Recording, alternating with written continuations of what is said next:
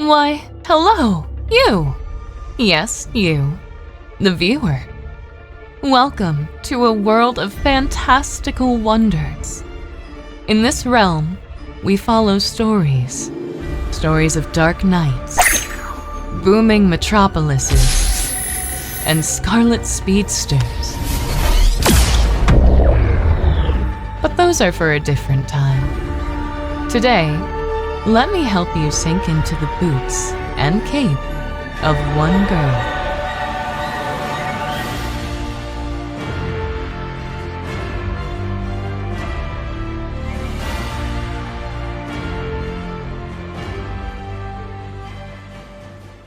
The one known as Kara Zor-El arrived on Earth with memories of a world long gone, and a cousin whose legend had already begun. But her journey? Hers was just beginning. As new enemies rise from the depths of the cosmos, an ancient secret calls to her, a piece of Krypton that holds answers she never thought to seek. Kara glances at the clock, eyes widening in realization. What time is it? Oh no, I'm late! Meeting Guy Gardner! Oh, I can't believe I overslept! In a blur of motion, Kara super speeds out of bed. She races around the room, changing outfits, aiming for perfection. Okay, this one... Wait, where did I put my shoes again? Oh, right! Here was outfits. In one swift motion, Kara dons her suit, fastening the last piece just as she zips to the mirror to adjust her hair. As she steps out, the bustling city of Metropolis stretches out before her, bathed in the early morning light. Time to make up for lost time. As Kara takes a deep breath, she launches herself into the sky, leaving a sonic boom in her wake. Kara flies at incredible speed, her cape billowing behind her. She soars over the city skyline, weaving between skyscrapers with effortless grace. Pedestrians look up and point as she streaks past, a blur of red and blue.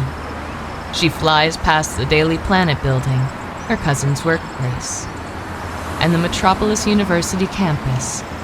A child looks up, eyes wide with amazement, pointing at the sky. Kara ascends higher, breaking through the clouds. The curvature of the earth becomes visible as she leaves the city behind, aiming for space. Once leaving the Earth's atmosphere, Kara finds herself looking at the Justice League's watchtower. She enters with hesitance with a hint of excitement. Upon entering, Kara is greeted by Guy Gardner.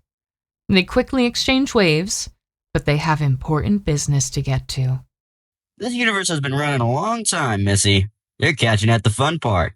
Past the origins, right to meet our battles. Perfect timing, I'd say. Well, let me get you up to speed. Guy Gardner, Earth's third Green Lantern, shows Kara a projection from his ring, illuminating this world's adventures to Kara. A couple of months ago, the League exposed the Villains Alliance. With their actions coming to light, they ran. They scattered across the globe, like cockroaches when you flick the lights on. Lex Luthor had convinced the UN to create barriers where the League could not operate without permission. When Luthor's involvement was exposed, those policies diminished. With the world as the League's open playground, I figured we needed something more. Something international. See what I did there? With hundreds of heroes deployed across Earth, heroes like Batman, The Flash, and Superman have been able to prioritize their own cities rather than the entire planet. We even have all the other lanterns flying across the skies patrolling. We're all still members, of course. Since we now run differently, new positions had to be created. Manhunter is in charge of mission deployment and shift changes. He also runs the Zeta Tubes. Wonder Woman leads combat strategy. Aquaman is head of international affairs. Of course, Captain Atom is head of military relations. Black Lightning is our chairhead. And last but not least, I am head of our reserves team. Well, Batman covers our expenses. And whose idea was it for you to be in charge of anything? Well, you see, I was the first reserves member to be a full-fledged member, so I guess they thought it was fitting. Ah, I see. You know, when Big Blue said he had a cousin, I didn't think they'd be A woman. older than him. I mean, are women's genes different from males on Krypton? How are you older but look so young? Oh no, they're the same. I was just trapped in a paralysis state in an alternative dimension called a Phantom Zone. Huh, cool. Is this the end of our history lesson? Yeah, it seems like it. If you have any comments, questions, or concerns, you know the guy to talk to. You're unbearable. Yep, that's me, the unbearable ring bearer. Look, I'm late for a meeting I was supposed to have back on Earth in Metropolis, so I'm gonna get going. Cool. You can step in that Zeta tube over there. I'll set the coordinates to the closest spot. Thanks. Kara steps into a Zeta tube. Once she stands in the tube, Kara gets teleported to Earth. In the meanwhile, Lois Lane storms into Mr. White's office while Jimmy Olsen converses inside.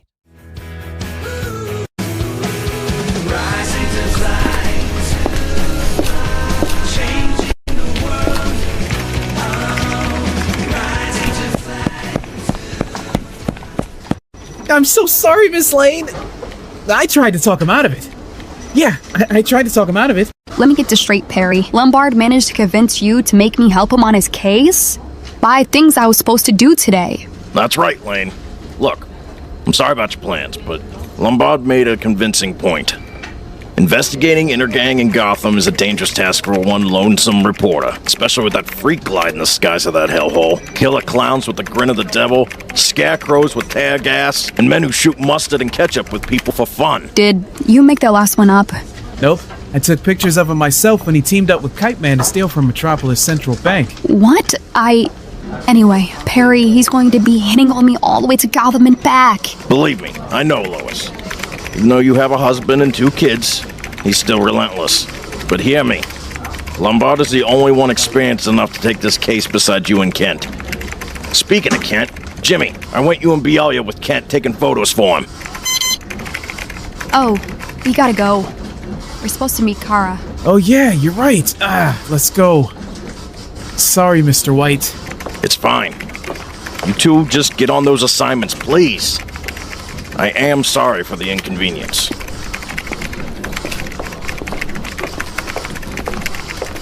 Jimmy and Lois step outside to meet their companion.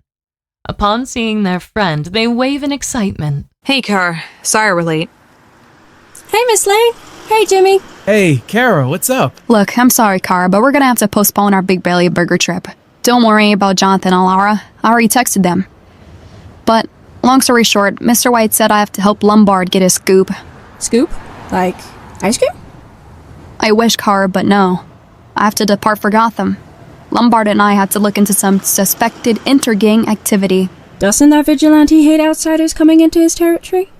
Clark said to be careful not to get him angry. He has clay monsters and plant ladies to worry about. I'll be fine. Yeah, and I was just told I have to go take pictures in Bialia, while Clark is down there getting a story undercover. It's fine, I understand. I can just study my JLI protocol book anyway. Alright, well, as soon as we get back to Metropolis, we'll reschedule. Thanks, I'll just get going, I guess. Kara lifts herself off the ground, hovering backward before booming off into the sky. I feel really bad.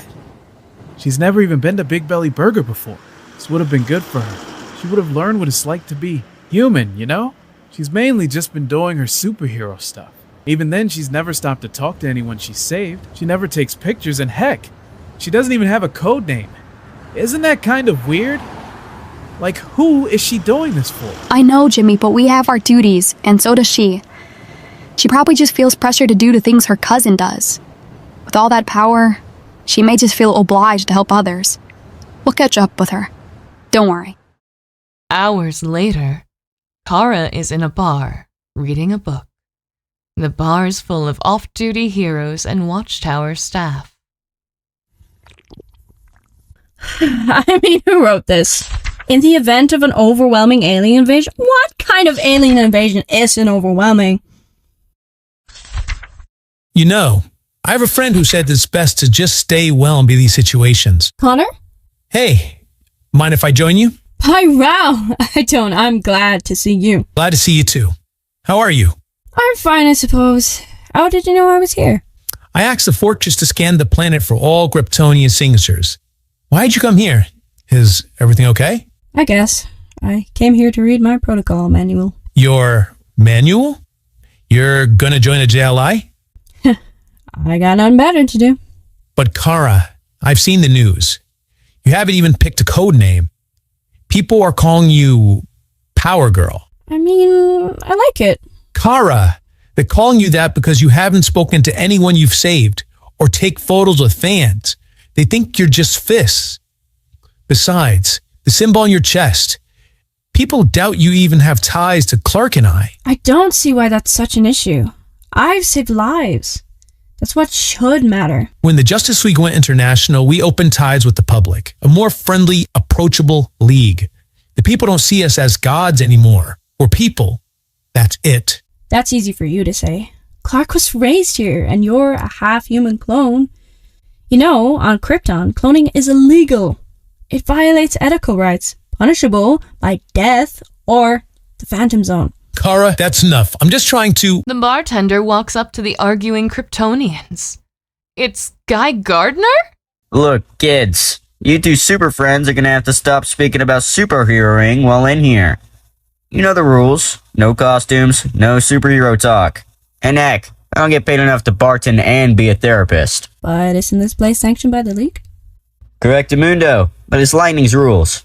Whatever. I was leaving anyway. Thanks for the talk, Connor. Sure. Anytime. Kara walks off, but as she does, his ring beeps. Hello? Something approaching Earth's orbit? Did you call Hal? Okay, John? Did you ask Manhunter? What about the big guy? How about you ask Bat? Fine. I'll go. Don't say I never did anything for you. As Gardner prepares his trip back to the Watchtower, something far more sinister is happening in the heart of LexCorp.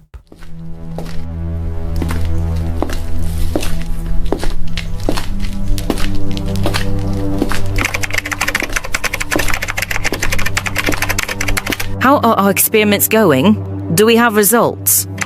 We've begun to see the real implications of genetic modification. Well, where are we now? Some have begun to display abilities, Miss Luthor. 6 of them, to be exact. That will do. Do we have footage? Yes, and I'd love to share it.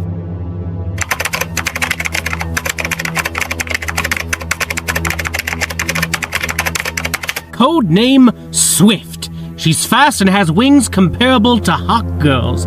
Super strength, endurance. She's fine. Next. Midnighter. He's a stealthy, ruthless killer. He's almost like our Batman. Well done. And the final 2? Apollo. Measured to be strong enough to go toe-to-toe with Wonder Woman. He's invincible, has super speed, and... Interesting. And the last one? The Engineer. She can coat her body with a liquid metal-like substance and create constructs. It's nearly identical to nanotech. Super strength, endurance, speed, the whole mile. Perfect. Now, isn't there one more? Something about an onomatopoeia or something like that? Yes, ma'am. He's the only complete experiment. We'll send them out shortly. Now, what is their designated team name? We've thrown the name The Elite out there, but it hasn't caught any online traction. We've also played around with naming them Infinity Inc., but that also had no interest. Name them The Authority. But ma'am, why, if I may ask? Because when they single-handedly ruin the perception of so-called heroes, they will indirectly be giving LexCorp and I the power to make a change. We'll have authority, if you will. I see. I'll get right on that, ma'am. Perfect. Thank you. As Miss Luthor develops her schemes, Guy Gardner is typing on a terminal in the Watchtower. Jones? I'm not seeing anything within the scanning radius. Are you sure there's anything even coming? Huh. Well, if they're cloaking themselves, their technology is more advanced than anything the League has ever seen. Looks like we got a ghost ship. Whoa, Manhunter, when did you start talking in gargle? Hello? John? What the hell? Lantern Gardener to all Justice League members. Do you read me? Lantern Gardener to all Justice League members. Do you read me? That's just great. How are you gonna fix this one, guy? Down on Earth, we see Kara as she walks around the city, trying to blend in. What to do, what to do. Somebody! Help! What? That's a weird thing to... Kara booms off, changing into her suit following the explosion. She arrives at the attacker's location.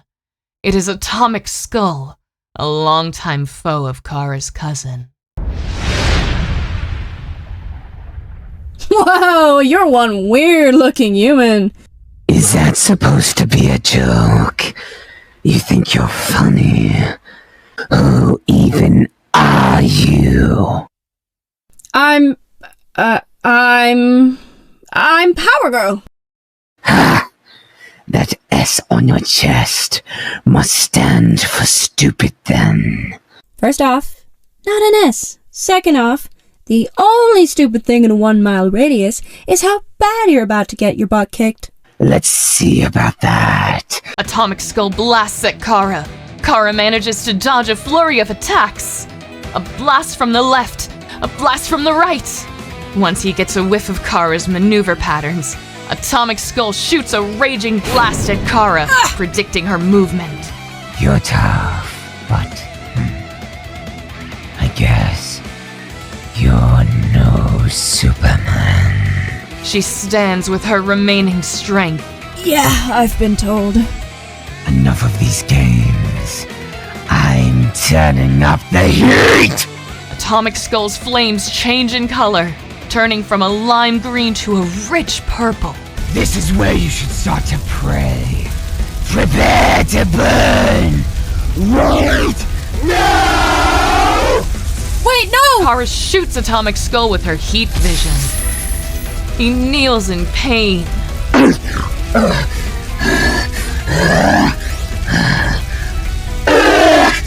You think I'm finished? I'm not done. I'm just getting started, you! Kara begins to walk up to him as he pants in exhaust.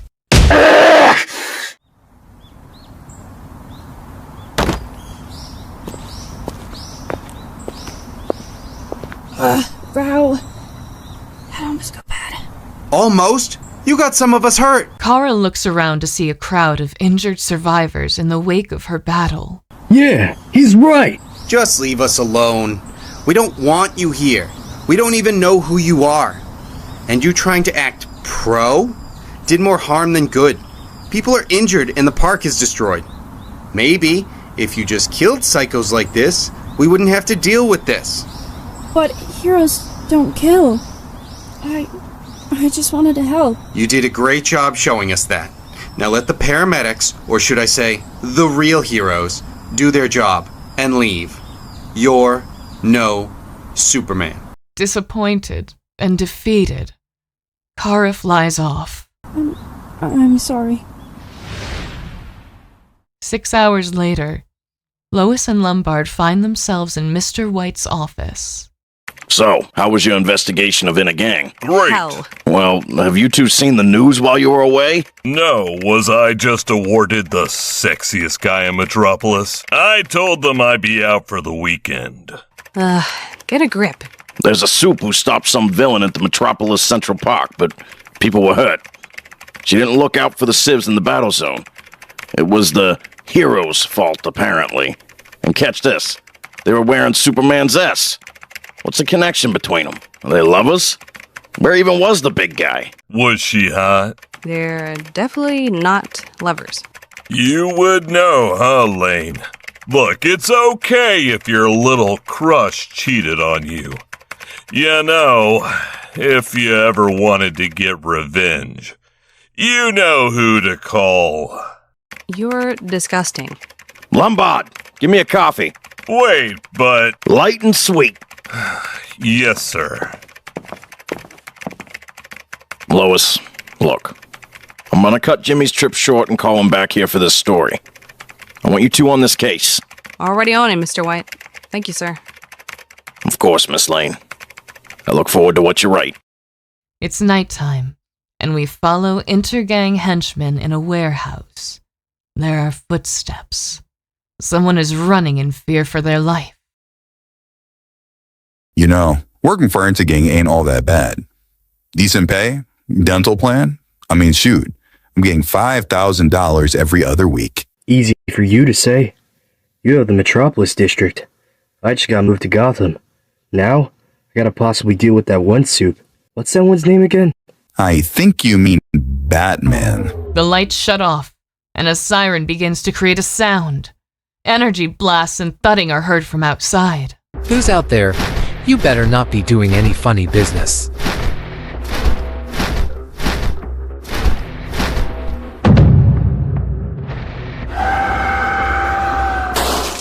What the fuck? Ah, shit. I think it's a soup. Stay calm and go check it out.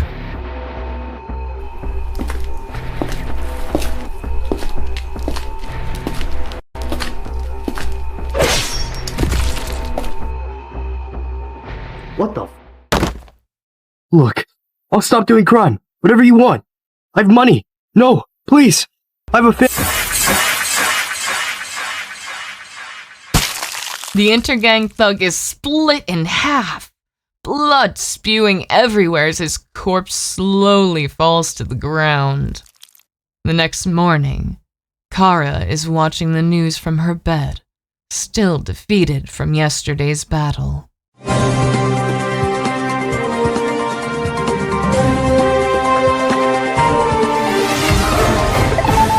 Hello, Metropolis. We have news that reportedly a superhero or superheroes have raided an intergang warehouse, killing all inside. The security footage is too graphic to display for audiences, so we have decided to play this recorded segment. Whatever you want. I have money. No, please. I have a It is currently unknown who has committed these atrocious deeds and why they have done this, but we can certainly agree that this is not the image the JLI had marketed themselves as. If this was them, they should know that Metropolis rebukes these actions. It has been a hot topic of debate whether or not heroes should end the lives of those who worsen society, but who gave these supes the right to do so? At the end of the day, perhaps the Luther hero laws were right. What? That's total BS. For now, perhaps Metropolis and the rest of the world may be better off without these heroes. But how about we ask the civilians of Metropolis? Maybe we do need some protectors. Maybe it's time we start laying down those who keep attacking the innocents. All I know is that no one is above the law. It's about time these heroes and criminals all start facing accountability. Look, first that one chick gets all the bystanders hurt, then we have a mass thug murder? Wouldn't be surprised if it was her. We don't need heroes. As CEO of LexCorp, while my brother irons some things out, I believe I can speak for all of LexCorp when I say that we the people should be the ones in charge. I mean, come on, who gave the right to the Justice League to be a ever-watching guardian? I don't recall anyone requesting such. The people have spoken. Like it or not, things are changing in Metropolis. Be ready when it does. This was Metropolis News on Channel 16. Did I really screw up that bad? I need to get some air.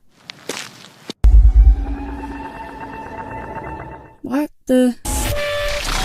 Citizens of Earth, do not be afraid. Do not fret. I am coming to preserve you. Resistance is futile. Death for some is imminent. And I will prevail. Great! Just what we needed! An alien invasion! Let me see if Gardner has this covered or something. Kara uses her phone, trying to contact the League. This is Zor-El to Watchtower. The line is dead. Did we all just see that broadcast? Kara blitzes the streets out to the skies of Metropolis. She zooms past buildings, noticing multiple locations are now being caged. They've been domed by purple energy. Great Rao, this is Zor-El. Does anyone copy? Metropolis is being invaded. Everywhere is being invaded. Please, someone answer. This is more serious than I thought. Kara booms off towards Washington, where a battle ensues. Gunshots fill the atmosphere. Alien machines fire at the United States Army. The alien invaders' pods drill into the Earth. Kara holds off as many robots as she can. This is Agent Rose. Agent Mill Rose. Does anyone copy? Washington is taken over. I repeat, Washington is taken over.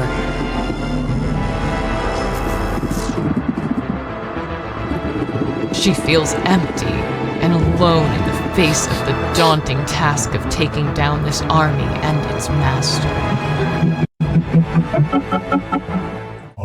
Heroes of Earth. How quaint. As a fragile and primitive species, clinging to the ideas of hope and justice, they scurry about desperately attempting to thwart my meticulously crafted plans. They are like insects buzzing around a colossal machine. They form alliances, drawing strength from each other, believing that unity makes them invincible. Yet this unity is their weakness. It binds them to the collective, making them vulnerable to the slightest disruption. They are fascinating specimens of physiological and sociological study. Their reactions to my manipulations providing invaluable data. I, Brainiac, am beyond such concerns. I am the pinnacle of intellect, the apex of evolution. My knowledge spans galaxies, my power unrivaled. These heroes with their futile resistance are nothing more than distractions, minor variables in a grand equation of my design. Still, they are amusing in a way. Their defiance, though hopeless, adds a layer of unpredictability to my otherwise flawless calculations. Watching them struggle, adapt, and evolve in their feeble attempts to challenge me, it is almost endearing. They are beneath me, of course, but there is a certain beauty in their tendency, a raw, untamed spirit that defies logic. Ultimately, their efforts will come to nothing.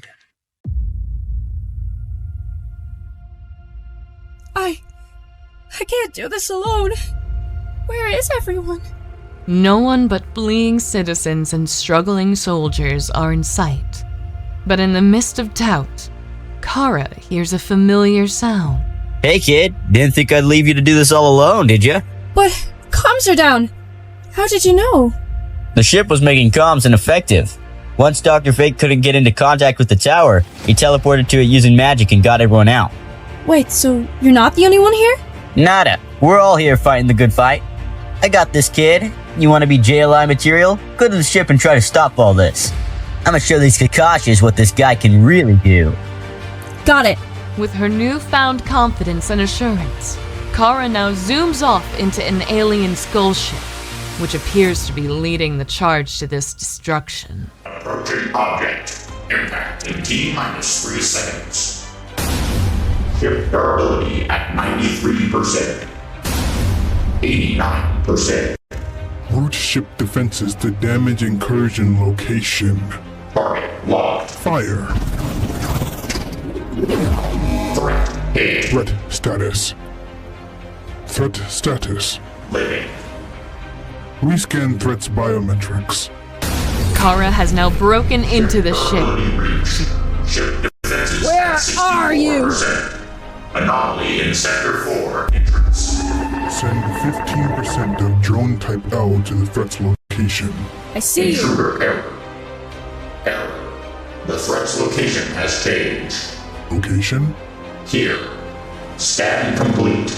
Uploading results. I sees now. See what? Your biometrics. Your Kryptonian. Yeah, everyone on the planet knows what I am. No, but you don't understand. I am Krypton. What? What do you speak of, android? Your destroyed planet, it lives within me. I am your technology, enhanced by your knowledge, grown into the finest piece of machinery and flesh the universe has seen. I can reunite you with your planet, Kryptonian. But my planet is gone. The bottled city of Kendor. You won't have to be alone any longer. I can add you to my collection, you and your people. No! No. No! You're going to release all of your captives, and I'm turning you into the Lantern Corps. I beg your pardon? I do miss my planet. I vow I do. But I won't live in the past. How can I expect to move forward while I'm staring backward? My friends are out there across the world, stopping dangers as we speak. And you want me to stop what I'm doing just to be with my people? You have another thing coming to you. That's not what he would do. And it's not what I'm going to do. Indomitable human spirit. Huh, that's pathetic. Really, where did all that optimism come from? You're about to find out when you get your shiny green ass kicked. Ah, for I long for a test of physical prowess. Brainiac shoots a beam and Supergirl dodges it. They come to blows. Many blows are dodged, blocked, and even connected. Brainiac has the edge over Supergirl. Brainiac hits just as hard as Kara, maybe even harder. This cyborg is not only brains but brawn. Supergirl super speeds around the room, grabbing and throwing whatever she can at Brainiac to throw him off guard. She zooms past Brainiac, grabbing one of his arms and tossing him to the wall. Kara rushes to his location and hits Brainiac with a flurry of follow-up punches. With one final punch, Kara sends Brainiac flying through the wall and into the skies. Kara flies after him, hitting Brainiac again, and again, hitting him down one final time. Supergirl and Brainiac's fight ends up outside across Metropolis skies and streets. Her strike, it threw me to Metropolis. Impossible. Your display thus far has been impressive. This was a fun game.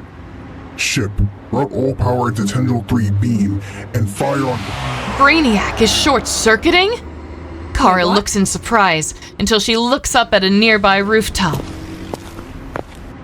Supergirl turns around. She sees Onomatopoeia, stunned for a moment. That hero just stopped that guy! What? I'm the one who was fighting... You know what, whatever. Alright, Onomatopoeia, you arrived just in time. I'll let Ms. Luther know that Project Authority is a go! The next morning on the rooftop of the Daily Planet, Lois Lane walks to Kara, who is leaning over the balcony, stuck in thought. Hey, I saw the story they decided to print. Are you okay? I can't believe they just give credit to someone who fought for like 5 whole seconds. It is what it is. For what it's worth, my kids thought you looked pretty cool. Especially Lara. I mean, being able to impress them is pretty super, girl. So, don't hold yourself down. Wait, say that again? What? I said that's pretty super, girl. Ah! I got it! Got what? Nothing. Gotta go! Oh, okay. Kara booms off in a hurry.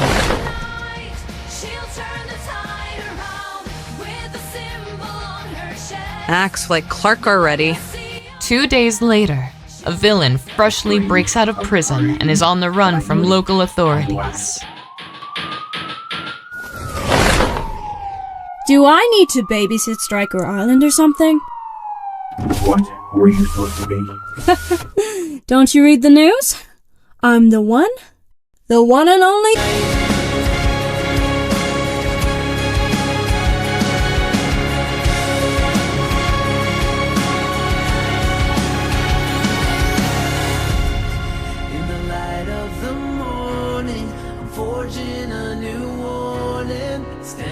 Watch the fire in my eyes.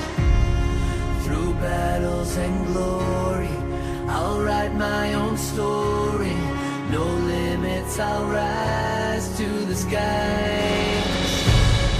I'm the hero they'll remember in the hearts of forever.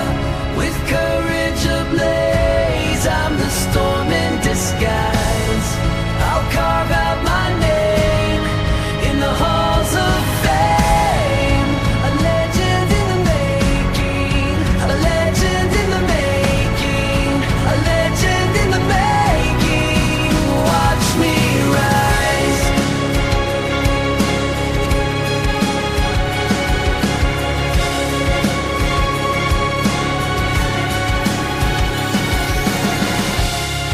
Unyielding and fearless, through shadows I'm peerless. Each moment's a test, but I won't break or bend. With each step I'm bolder, I carry the world on my shoulder, pressing on till I've reached the end. The echoes of past fights fuel the fire inside. With every heartbeat, my resolve will thrum. In thunder and lightning, my spirit's igniting. The hero's journey has just begun.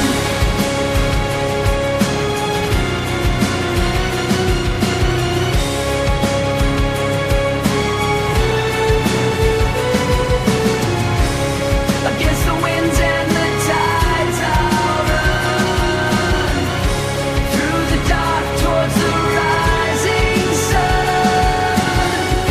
In every clash feel my power soar. I was born for greatness, hear my roar. I'm the hero they'll remember in the hearts of forever. Lena Luthor is watching and typing on a screen until a video feed projects. It's a video transmission. Lena, you have done well so far, but my associates and I think it's time Project Galatea be released. But Lex, Project Authority's already in commence. I have spoken. Winslow! Yes, Ms. Luthor? We're doing Project Galatea, effective immediately. Let me just say this. May God bless whoever may cross our path, because they may not just come out alive.